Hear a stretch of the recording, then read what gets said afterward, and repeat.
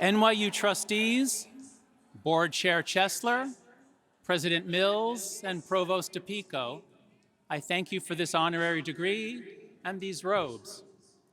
NYU has been my favorite university since 2011, and purple has been my favorite color since I was 7 years old. NYU class of 2026, sorry. What an honor it is to join with my fellow faculty members and your families to celebrate you. NYU began holding commencement ceremonies here in Yankee Stadium in 2009. Since then, graduates have heard from prime ministers, presidents, Supreme Court justices, movie stars, and of course, Taylor Swift. So I know what you're all thinking. Thank God they finally found a social psychologist. Perhaps that's why, over the past few weeks, as I've thought about what I might say to you, I felt grateful, I felt excited, but most of all, I felt a strong sense of responsibility because I am part of NYU. I love this university, and I love the students that I've had the honor of teaching. That's why I feel a strong responsibility to do my small part to make this the great and memorable day that all of you and your families deserve. Graduates, I see how hard you have worked, and I love how you also throw yourselves into the life of New York City, because all of us made the same deal when we chose NYU. We traded in the campus quad for Washington Square and the football stadium for the city that never sleeps. Here's something else I know. Most families have stories of struggle and perseverance, many of which began on distant continents.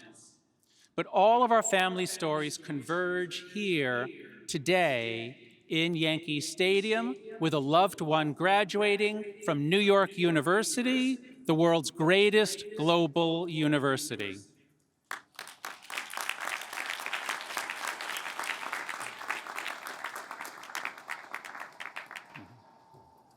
So to all of the parents, grandparents, and other friends and relatives in the audience, and to all the teachers or anyone else who helped you reach this day, let us all thank you and applaud you.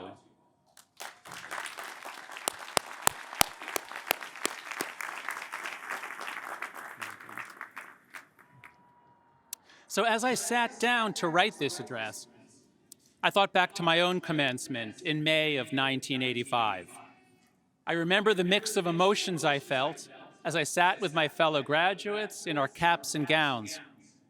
On one hand, pride, excitement, gratitude, and love for my friends.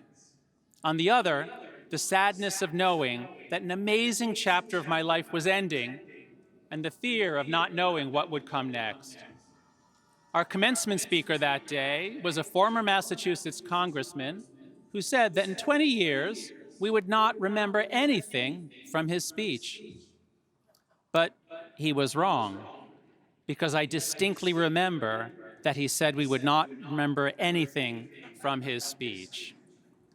Now, his words ring as a reminder to approach my role here with humility. So while I am going to share some ideas, some things I've learned in my teaching and my research, if there's just one thing from my address that you remember tomorrow, next week, and 20 years from now, make it this: treasure your attention. In 2014, when she was nearly 80 years old, the poet Mary Oliver wrote a short poem titled Instructions for Living a Life. It goes like this: pay attention, be astonished, tell about it. It sounds simple, but paying attention is in fact one of the most challenging and meaningful things you can do. Because what you pay attention to shapes what you care about, and what you care about shapes what you become. Taking control of your own attention has never been easy, which is why it's one of the many things this university has tried to prepare you to do. In 2005, the writer David Foster Wallace gave one of this century's most famous and important commencement addresses at Kenyon College. He said, the really significant education and thinking that we're supposed to get in a place like this isn't really about the capacity to think, but rather about the choice of what to think about. He was right, and he seemed to anticipate that 2 decades later, there are so many powerful people and companies trying to take that choice from you.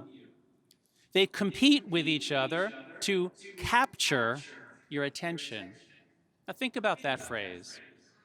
It acknowledges that your attention is valuable, but it also reveals that some of the biggest corporations in human history, they're not trying to earn your attention, they're not trying to deserve your attention, they're trying to take it from you. Consider just one example. Meta is valued at well over $1 trillion, even though few of us have given it any money. How is that possible?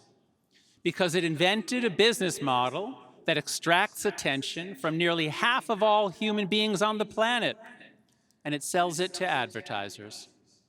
Other industries followed. Video games, dating, gambling, even investing has been gamified to optimize the time we all spend staring and swiping.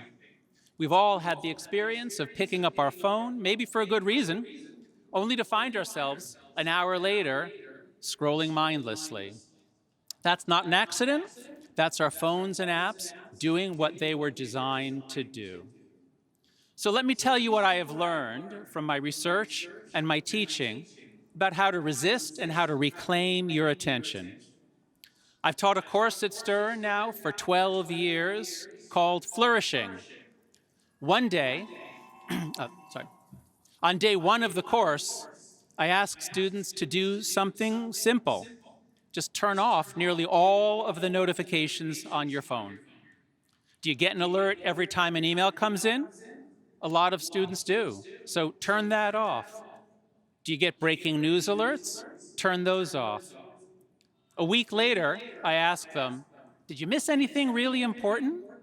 And the answer is almost always no. Then I asked, did you gain anything important? And the answer is almost always yes. Students are amazed how much better life feels when they remove 100 interruptions from each day, when they check things when they choose to, rather than giving a company the right to interrupt them whenever it wants. In the 3rd week of my Flourishing course, I asked my students to take part in an exercise that they think is going to be a lot harder. I asked them to delete social media apps from their phones, just for 1 week. I don't ask them to stop using social media entirely. Many of them continue to use it through a web browser. But adding that little bit of friction for 1 week by having to log in on a web browser rather than just pulling out your phone puts us back in charge of deciding where our attention goes. By the end of the week, most students are surprised how easy it was. More than that, they're surprised by how much freer they feel. They get back precious hours each day and a feeling of agency over how to spend that time. So treasure your attention more than the people who want to take it from you. Never forget what it's worth. For Meta, it's more than $1 trillion. For you and your life, it's priceless. All right. No, thank you.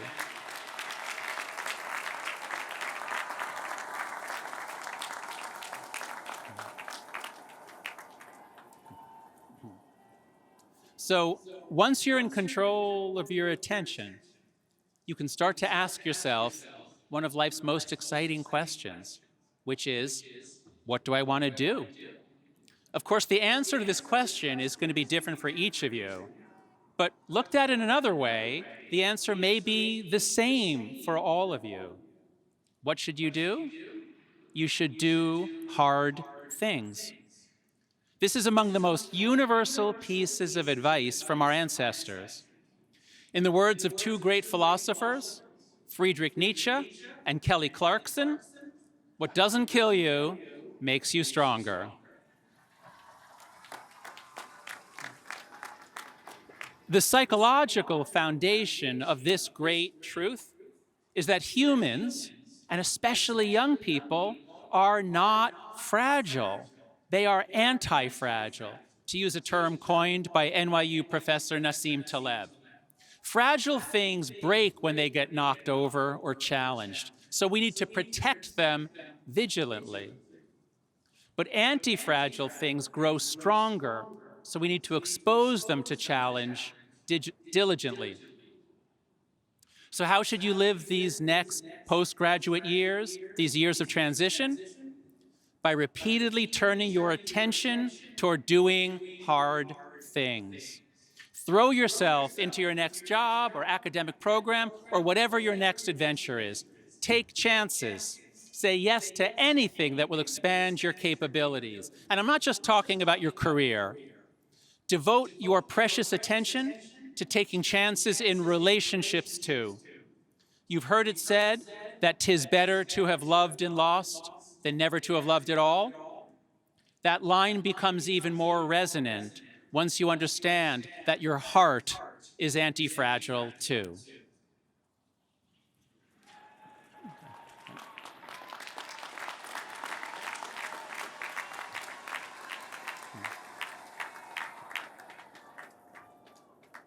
And this brings me to my final point, because along with the question, what should I turn my attention toward, comes a related question. Whom should I spend my attention on? And once again, the answer is going to be different for each of you, but looked at in a certain way, it may be the same for all of you. You should spend a lot of your attention on real people in the real world. During your time at NYU, in-person connection was built into the architecture of your lives. You ran into friends constantly. Or maybe someone texted pizza, and 10 minutes later, you were having pizza. Shared experiences are easily launched in college. And that's part of what makes this place so special.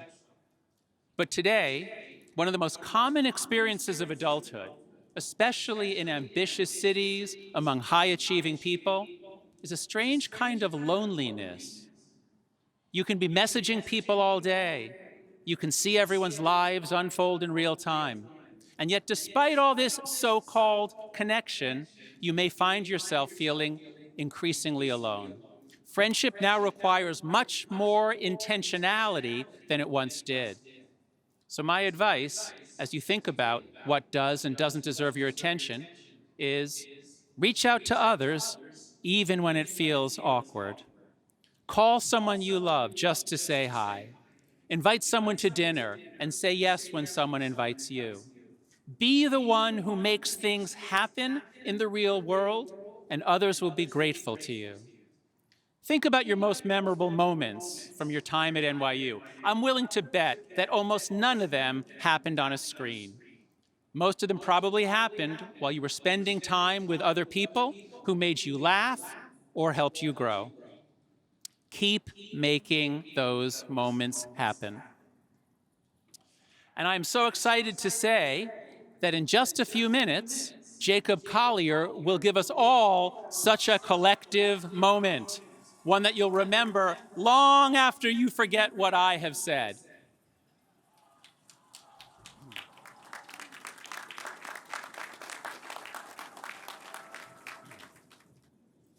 And so, NYU class of 2026, I want to end where I began, with Mary Oliver's instructions for living a life.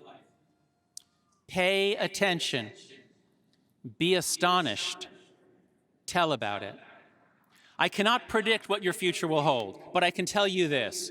At this point in your life, with a degree from NYU, you have opportunities that few people in history could ever have dreamed of.